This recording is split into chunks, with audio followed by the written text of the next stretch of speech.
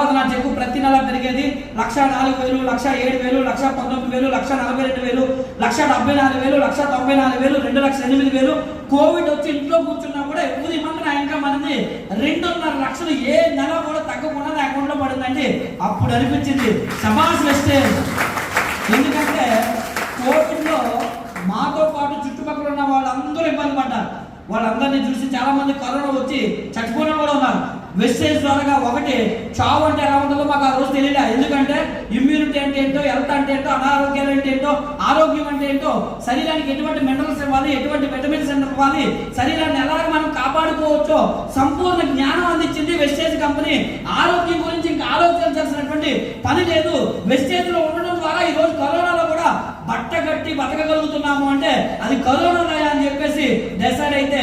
రెండోది ఏంటి అంటే చుట్టుపక్కల ఉన్న వాళ్ళు బతకడానికి పోరాటం చేస్తున్నారు. అలాంటి టైంలో కూడా శబాస్ అని చెప్పి నచ్చింది కోరుకొని ఇంట్లో హ్యాపీగా బ్రతికే రోజులు 2.5 లక్షలు ప్రతి నెల 10వ తారీఖున అకౌంట్లో పడుతుంది. మరి